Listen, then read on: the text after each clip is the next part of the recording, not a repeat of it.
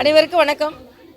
நாங்கள் தொடர்ந்து சாலையோர வியாபாரிகளுக்காக மத்திய அரசின் மரியாதைக்குரிய பாரத பிரதமர் அவர்கள் பொருளாதாரத்தில் மேம்பட வேண்டும் என்பதற்காக திட்டங்கள் கொண்டு வந்திருக்கிறார்கள். நீங்கள் பார்த்தீங்கன்னா இதில் பெரும்பாலும் பெண்கள் வராங்க. இதுக்கு முன்னால் நாங்கள் நடத்தின கூட்டத்தில் 84 பேர் பதிவு செஞ்சு 30 பேருக்கு நாங்கள் அவங்களுக்கு உடனே 10,000 ரூபாய் லோனுக்கு ஏற்பாடு செய்து அவங்க அதை திருப்பி கட்டிட்டாங்கன்னா 50,000, அதை கட்டிட்டாங்கன்னா திருப்பி 1 லட்சத்துலேருந்து 3 லட்சம் வரைக்கும் அவங்க தொழிலை விருத்தி செய்கிறதுக்கு ஏற்பாடு செய்யப்படும். இதை பற்றிய விழிப்புணர்வு மக்களுக்கு பெரிதாக இல்லை. அதனால் நாங்கள் தொடர்ந்து இந்த விழிப்புணர்வை ஏற்படுத்துவது மட்டுமில்லாமல் அவங்களுக்கு உடனேயே அங்கேயே அவங்களுக்கு வங்கியிலிருந்து அனுமதி கடிதம், லோன் அனுமதி கடிதம் வாங்கி கொடுக்குறோம். அதற்கு எங்கள் கூட வந்து பணியாற்றி கொண்டிருக்கின்ற வங்கி ஊழியர்களுக்கும் நிர்வாகத்தினருக்கு எனது நன்றியை நான் தெரிவித்துக் கொள்கிறேன். இது இந்த பகுதியில் நடக்கின்ற 2வது முகாம். இதுக்கு முழுமையாக நாங்கள் முயற்சி செய்கிறோம். தனிப்பட்ட முறையில் இதற்கு நான் கவனம் செலுத்தி இந்த முகாம்களை நடத்துவதற்கு ஏற்பாடு செய்து கொண்டிருக்கிறோம். கட்சியை சார்ந்தவர்கள் எல்லோரும் இதற்கு உறுதுணையாக இருந்து கொண்டிருக்கிறார்கள். இன்றைய காலகட்டத்தில் பெண்களுக்கு அவர்களை தொழில் முனைவோர்களாக மாற்றி அவர்களை லட்சாதிபதியாக்குவது தான் நமது நோக்கம். அதனால்தான் பீகாரில் நாம் வெறும் அவர்களை ஏதாவது கொடுத்துட்டு நீங்கள் 1000 ரூபாய் வாங்குறவங்க தானே, நீங்கள் மேக்கப் போடுறீங்க, நீங்கள் ஓசி பஸ்ஸில் தானே ஏறுறீங்க அப்படின்னு சில திட்டங்களை கொடுத்து விட்டு திமுகவை சார்ந்தவர்கள் அவர்களை கேலியும் கிண்டலும் செய்கிறாங்க. ஆனால் நாம் அப்படி இல்லை. அவர்களை முழுவதுமாக முன்னேற்றி பொருளாதாரத்தில் வல்லுநர்களாக மாற்ற வேண்டும்.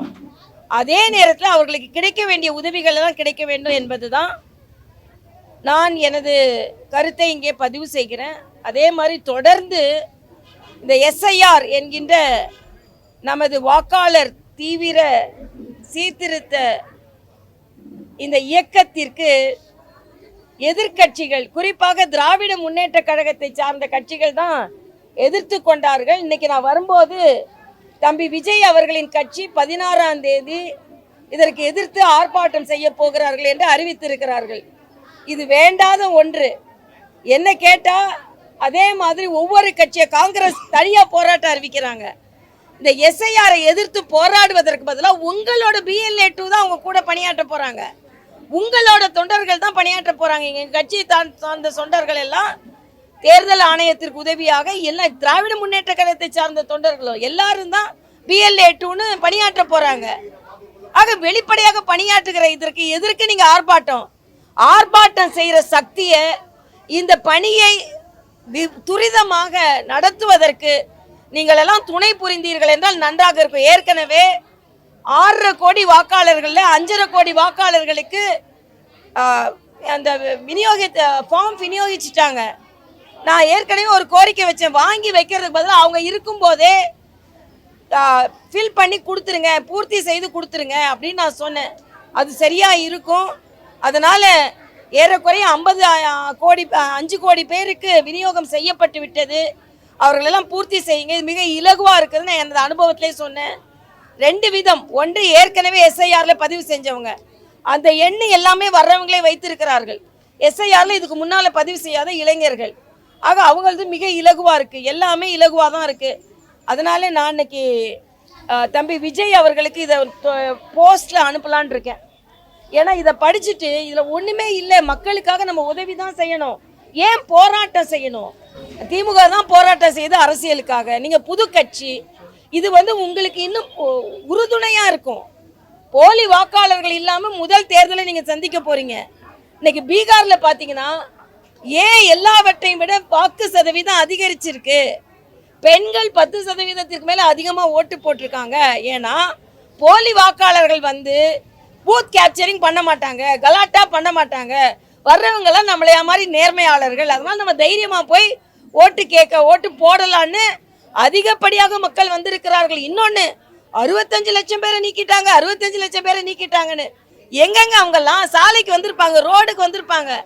எல்லாரும் அமைதியாக இதற்கு முன்னால் இருந்ததை விட 10% அதிகமாக வாக்களித்திருக்கிறார்கள் என்றால் இந்த தேர்தல் ஆணைய நடவடிக்கை மக்களுக்கு நம்பிக்கையை விதைத்திருக்கிறது. அதே நம்பிக்கையோடு தமிழ்நாட்டில் மக்கள் வாக்களிக்க போகிறார்கள்.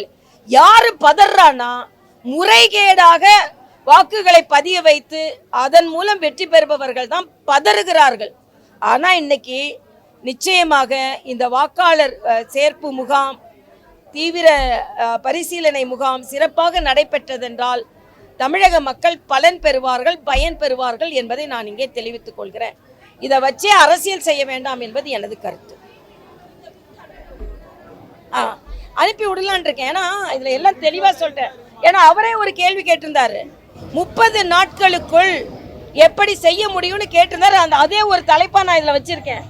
30 நாட்களுக்குள் இதை செய்ய முடியுமா அப்படின்னா, இதை வெற்றிகரமாக செய்யறது மட்டும் இல்லை, இது எந்தெந்த விதத்தில் மிக சீக்கிரம். இப்போ பார்த்தீங்கன்னா நாம் ஆரம்பித்து ஒரு வாரத்திற்குள்ளேயே 5 கோடி மக்களை ரீச் ஆக்கிட்டாங்க.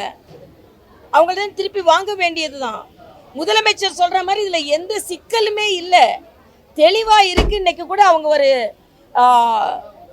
விவரம் வெளியிட்டிருக்காங்க, இவ்வளவு இலகுவாக நாம் பதிவு செய்ய முடியும்னு.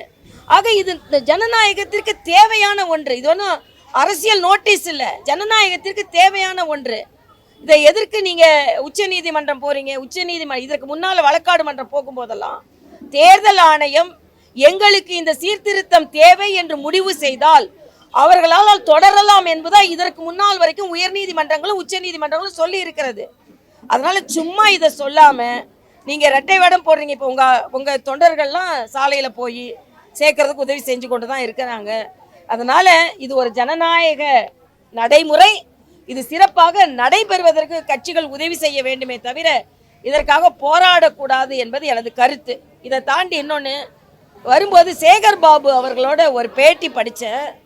ஏதோ மியூசிக்கல் சேரில் பிஜேபியில் தலைவர்கள் உட்காருவாங்க அப்படின்னு. மியூசிக்கல் சேரில் உட்கார்ந்தாலும் எல்லாருக்கும் வாய்ப்பு கிடைக்கும், யார் வேணாலும். ஏன்னா அது மாதிரி மரியாதைக்குரிய தம்பி அண்ணாமலையை நீக்குனாங்கன்னு சொல்லியிருக்காரு. அப்படி கிடையாது. 3 வருடங்களுக்கு ஒரு முறை எங்கள் கட்சியில் உட்கட்சி தேர்தல் வரும், அதில் தலைவர்கள் நியமிக்கப்படுவார்கள். ஆக அப்படிப்பட்ட உட்கட்சி தேர்தல் வந்த பிறகுதான் தலைவர் மாற்றம் ஏற்பட்டு இருக்கிறது. நீங்கள் மியூசிக்கல் சேரில் கூட எங்கள் கட்சியில் 14 கோடி தொண்டர்கள் இருக்கிறார்கள்.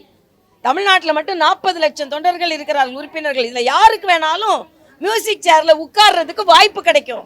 ஆனால் நீங்கள் வச்சிருக்கிற மியூசிக்கல் சேரில் அது கலைஞர், அப்புறம் அண்ணன் ஸ்டாலின், அப்புறம் உதயநிதி, அப்புறம் இன்பநிதி, அதுக்கப்புறம் என்ன நிதியோ அவங்களுக்கு மட்டும்தான் மியூசிக்கல் சேரில் உட்கார இடம் கிடைக்கும். எங்கள் அப்படி கிடையாது. அதனால் நீங்கள் கிண்டல் பண்ணலாம். உங்களுக்கு வேணால் ஏடிஎம்கேலேருந்து வந்து மியூசிக்கல் சேரில் உட்கார்றதுக்கு இடம் கிடைச்சிருச்சுன்னு இவ்வளோ பேசுகிறீங்க. ஆனால் ஜனநாயக முறைப்படி ஒரு கட்சி நடந்து கொண்டு இருக்கிறது.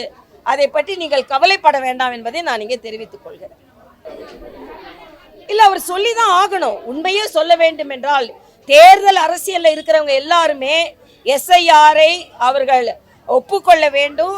அவங்க அது சரியாக தான் இருக்குன்னு சொல்லணும். ஏன்னா அவங்கெல்லாம் பார்க்க போகிறாங்க. லிஸ்ட்டு வரப்போகுது, அதை எல்லாரும் வெரிஃபை பண்ணவும் தான் போகிறாங்க. வாக்காளர் பட்டியல் வெளியிடப்பட போகிறது, அதையெல்லாம் பார்க்க தான் போகிறாங்க. அதில் ஏதாவது பிரச்சனை இருந்ததுன்னா நீங்கள் தெரிவிக்கலாம். ஆக வெளிப்படையாக செய்யப்படுகின்ற ஒன்றை நீங்கள் எப்படி எதிர்ப்பீங்க? என்னொன்று நான் எதிர்க்கிறேன், பாஜக இதன் மூலம் வெற்றி பெற முயற்சி செய்கிறதாம். இது என்னங்க இது? தேர்தல் நடைமுறையை நீங்கள் கேள்விக்குறியாக்குறீங்க. எப்படி பாஜக யார் ஓட்டு போட்டால் தான் வெற்றி பெற முடியும்? அப்போ நீங்கள் தோல்வி அடைய போகிறீர்கள் என்பதை இப்போதே ஒப்புக்கொண்டிருக்கிறீர்களா என்பதான் எனது கேள்வி. இல்லை, இதில் நான் உண்மையிலேயே மரியாதைக்குரிய பாரத பிரதமர் அவர்களையும் மரியாதைக்குரிய உள்துறை அமைச்சர் அவர்களையும் நன்றியோடு நான் நினைவு கூறுகிறேன். ஏன்னா இதற்கு முன்னால் அவர்கள் கண்டுபிடித்த அந்த டெட்டனேட்டர்களும் அந்த குண்டுகளும் வெடித்ததென்றால் மிகப்பெரிய ஒரு அச்சத்தையும் மட்டுமல்ல உயிரிழப்பையும் ஏற்படுத்தி இருக்கும். இந்த உயிரிழப்பை யாராலையும் தாங்கிக் கொள்ள முடியாது, மன்னிக்க முடியாது. ஒயிட் காலர் டெரரிசம் என்ற ஒரு பெயர் இந்தியாவில் இருந்து வருகிறது. ஒயிட் கோட் டெரரிசம் என்றால் எங்களால் யாராலையும் ஒத்துக்கொள்ள முடியாத ஒன்று. ஆனால் காங்கிரஸ் இதில் சாஃப்டாக நடந்து கொள்கிறார்களோ. சிதம்பரம் அவர்களின் கருத்துக்களை பார்த்தீங்கன்னா ஏதோ அதை நியாயப்படுத்துவதை போல இருக்கிறது. ஆனால் இன்றைய காலகட்டத்தில் உளவுத்துறை சிறப்பாக செயலாற்றினதுனால தான் இதை இவ்வளவு சீக்கிரம் கண்டுபிடிச்சிருக்காங்க. நான் ஒரே ஒரு கேள்வி கேட்கிறேன். இன்னைக்கு மத்திய அரசை கேள்வி கேட்கிற இதே தமிழக அரசை சார்ந்த கூட்டணி கட்சியை சார்ந்தவர்கள், காங்கிரஸா இருக்கட்டும் திமுக இருக்கட்டும், ஒரு வேங்கை வயல்ல ஒரு டேங்க்ல ஒரு மலம் கலந்ததை உங்களால இன்னைக்கு வரைக்கும் கண்டுபிடிக்க முடியல. செல்வ பெருந்தையை நான் கேட்கிறேன், இன்னைக்கு கேள்வி கேட்கிறேன். நீங்க ஜெயக்குமார் என்ற உங்க கட்சி தலைவர் தான் கொலையுண்டார், இன்னைக்கு வரைக்கும் கண்டுபிடிக்க முடியல. ஏன் நேரு அவர்களோட சகோதரர் கொலை இன்னைக்கு வரைக்கும் கண்டுபிடிக்க முடியல. ஆக ஒரு திருட்ட கூட உங்களால கண்டுபிடிக்க முடியல. ஆனா உலக அளவுல நடந்த தீவிரவாத தாக்குதலை நீங்க இப்படி கொச்சைப்படுத்தி கொண்டிருந்தீர்கள் என்றால் நீங்கள் எவ்வளவு தேசப்பட்டாளர்கள் என்று நம்ம தெரிந்து கொள்ள வேண்டும். அவ்வளவுதான். இன்னைக்கு பக்கத்து தெருவில் நடக்கிறத கூட உங்களால கண்டுபிடிக்க முடியல. எதையுமே தமிழ்நாட்டில் எதை கண்டுபிடிச்சாங்க நீங்க சொல்லுங்க. இது வரைக்கும் ஆம்ஸ்ட்ராங் கொலை என்னாச்சு? யாரை கண்டுபிடிச்சிருக்கீங்க? ஆக உங்க உளவுத்துறை எப்படி வேலை செய்யுது? கோயில்ல உண்டியல் கிட்ட 2 பேர் கொலை செய்யப்படுறாங்க. சாமானிய ஒர்க்கர்ஸ் கோயிலுக்குள்ள கொலை செய்யப்படுகிறார்கள். அப்ப தமிழ்நாட்டில் என்ன நடந்துகிட்டு இருக்கு? இப்படி ஒரு நம்ம பக்கத்து தெருவில் நடக்கிறதே உங்களால கண்டுபிடிக்க முடியல. உலக அளவுல இந்தியா மேல ஒரு வன்மம் வைத்துக் கொண்டு சில தீவிரவாதிகள் நடத்துகின்ற இந்த தீவிரவாத தாக்குதலை இரும்பு கரம் கொண்டு அடக்கி கொண்டு இருக்கிறார்கள். இதை நீங்க பேசிக் கொண்டிருக்கிறீர்கள். வேதனை இது. இல்ல இல்ல, இது நான் நியாயப்படுத்தவே இல்லை. நிச்சயமாக இது கண்டுபிடிக்கப்பட்டிருக்க வேண்டுதான். ஆனா நாம இந்த நாட்டில் எல்லா விதத்துல இன்னைக்கு ஒரு குழு அமைச்சிருக்காங்க. இது யாரும் இதை ஒத்துக்கொள்ள மாட்டார்கள். ஆனா இது எவ்வளோ பெரிய ஒரு இதை விட பயங்கரமான ஒரு குண்டு வெடிப்பு, பயங்கரம், இதெல்லாம் தடுக்கப்பட்டிருக்கிறது என்பதை நான் இங்கே பதிவு செய்கிறேன். இல்லை, நான் அதிலெல்லாம் கருத்து சொல்ல விரும்பலை. இந்த தீவிரவாதத்தை வச்சு நான் கருத்து சொல்ல விரும்பலை. காங்கிரஸ் இதில் சாஃப்டாக நடந்துக்கிறாங்க, டெரரிஸ்ட் மேலே சாஃப்டாக நடந்துக்கிறாங்க. அவங்க இருக்கும்பொழுது எவ்வளவு டெரர் அட்டாக்ஸ் வந்தது. ஆக ஒரு டெரர் அட்டாக் வரும்பொழுது எல்லாரும் இணைந்து இந்த நாட்டை பாதுகாக்கணுமே தவிர அதில் விமர்சனங்களை சொல்லக்கூடாதுன்றது தான் நமது கருத்து. அதான் அவரோட கருத்தாக இருந்திருக்க முடியும். இல்லை, எஸ்ஐஆர், நான் அதுக்கு தான் பீகாரை உங்களுக்கு உதாரணம் சொன்னேன். 64 லட்சம் பேரை நீக்கிட்டாங்கன்னு சொன்னாங்க. ஆனால் தென்சென்னையில் போராட்டம் நடந்தது. என்கிட்ட கார்டு இருக்கு, ஆனால் எனக்கு ஓட்டு போட விடலைன்னு. ஆனால் பீகாரில் அப்படிப்பட்ட மக்கள் போராட்டம் ஒன்றும் நடக்கலை. ஏன்னா அதுவே எஸ்ஐஆர் சரியாக நடந்திருக்குன்றது ஒரு உதாரணம். அதே மாதிரி நிச்சயமா அது முதலமைச்சர் தொகுதின்னு இல்லை, கொளத்தூர்ன்றதுல எந்த ஊரா இருந்தாலும் போலி வாக்காளர்கள் நீக்கப்பட வேண்டும். ஆக நீங்க நேர்மையாக தேர்தலை சந்திச்சீங்கன்னா போலி வாக்காளர்கள் நீக்கப்பட்ட உங்களுக்கு என்னங்க பிரச்சனை? நல்லது தானே. ஆனா போலி வாக்காளர்கள் மீது நீங்கள் நம்பிக்கை வைத்திருப்பதனால் உங்களுக்கு கவலையாக இருக்கிறது என்பதான் எனது கருத்து. இல்ல, அது உண்மையான கருத்து தானே. இப்பவே பலம் பொருந்தியவர்களும் அங்க இருக்கிறோம். அதுக்கு மேல வேற யார் வந்தாலும் அது கூடுதல் பலம் என்று தான் நாங்க திருப்பி சொல்லி கொண்டிருக்கிறோம். எங்களோட பலம் எங்களுக்கு தெரியும். அதனாலதான் அவரு அழகா சொல்லியிருக்காரு. இங்கே உள்ளவர் அப்பான்னு சொல்லிக்கிறாரு. இல்ல, எங்களோட டேடி அங்க இருக்கிறாருன்னு மிக தெளிவாக சொல்லி இருக்கிறார். நல்லது தானே. இல்ல, நான் இப்ப அதை கணிச்சு சொல்லவில்லை. நாங்க ஆட்சி அமைக்கிற அளவுக்கு கிடைக்கும், அறுதி பெரும்பான்மை கிடைக்கிற அளவுக்கு கிடைக்கும். ஏன்னா எங்க கூட்டணி ஏற்கனவே பலம் பொருந்திய கூட்டணியாக மாறி இருக்கிறது.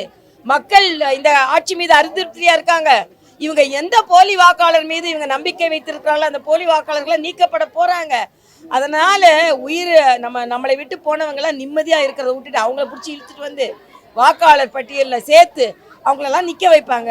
அதெல்லாம் இல்லாம ஏற்கனவே இருப்பவர்களும் நிம்மதியாக இருப்பார்கள், இறந்தவர்களும் நிம்மதியாக இருப்பாங்க. அதனால நல்லது நடக்க போகுது. அது நிச்சயமாக தேசிய ஜனநாயக கூட்டணிக்கு வெற்றியை தரப்போகிறது என்பது எனது கருத்து. இல்ல, இதை இந்த நேரத்தில் பொறுத்த மட்டும் தனி நபர்களை விட கட்சி முக்கியம், கூட்டணி முக்கியம், அரசியல் முக்கியம். அந்த தனிநபர்களுக்கும் அந்த கடமை இருக்கிறது. நான் கேட்கிறேன், திமுகவை தோற்கடிப்பதற்கான கடமை உங்களுக்கும் தானே இருக்கு. ஆக அந்த கடமை எல்லாருக்கும் இருக்கிறதா என்பதா. அதனால கூட்டணி பெரிது, கட்சி பெரிது, தேசம் பெரிது, மாநிலம் பெரிது, தனிநபர்களை விட என்பது எனது கருத்து.